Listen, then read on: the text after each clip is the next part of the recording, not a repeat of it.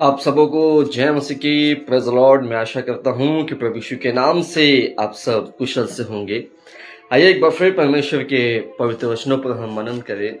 Bible में प्रभु यीशु मसीह का एक शिष्य है जिसका नाम है नतनएल। और बाइबल में लिखा है कि नतनएल जब यीशु मसीह से मिलने आया तो यीशु मसीह ने नतनएल के विषय में भविष्यवाणी की।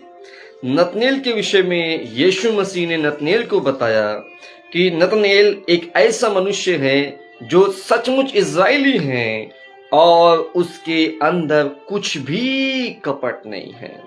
और दूसरी बात प्रभु यीशु मसीह ने नतनएल को यह भी बताई कि वो जब यीशु से मिलने आया उसके पहले वो कहाँ पर था।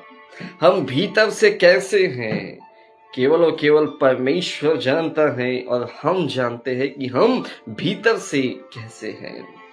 यीशु मसीह ने नतनएल को बता दिया कि वह सचमुच इज़राइली है, उसके अंदर कोई भी कपट नहीं है। फिर यीशु मसीह ने उसे यह भी बताया कि वो यीशु से मिलने आए इसके पहले वो कहाँ पर था। लेकिन नतनएल के सामने कोई बड़ा मिरेकल नहीं किया गया, किसी मृतक को जीवित नहीं किया गया, किसी अंधे की दृष्टि नहीं दी गई, किसी लंगड़े को चलाया नहीं गया। केवल भविष्यवाणी करके ये बताया गया कि वो भीतर से कैसा है और जब वो यीशु से मिलने आया उसके पहले वो कहाँ था। नतनएल ने इस भविष्यवाणी से यीशु पर विश्वास कर लिया। कोई बड़ा मिरेकल उसने अपने लाइफ में नहीं देखा।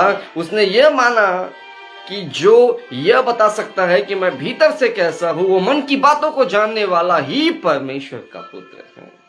मैं आने के पहले कहा था, जिसने ये बता दिया वह सर्वशक्तिमान परमेश्वर है, सब बातों को जानने वाला प्रभु है। नतनएल ने उसी घड़ी यीशु से कहा, तू जीवित परमेश्वर का पुत्र और इज़राइल का महाराजा है। नतनएल कहता है, यीशु मसीह आज से मेरे लिए आप इज़राइल के महाराजा हैं। राजाओं के भी ऊपर महाराजा होता है। नतनएल ने कहा, मेरे जीवन में आप महाराजा हैं, मैं आज से आपकी बातों को मानूंगा, आपको फॉलो करूंगा। अब वो कहता है कि आप जीवित परमेश्वर के पुत्र हो, आप यहोवा के पुत्र हो।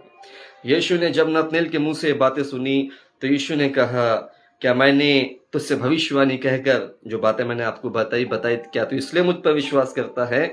यीशु ने कहा, तू इससे भी बड़े बड़े काम देखेगा। तो जब हम प्रभु पर विश्वास करते हैं तो बाइबल में लिखा है कि प्रभु हमें बड़े बड़े कामों को दिखाते हैं। प्रभु आपको ब्लेस करें इन वचनों से।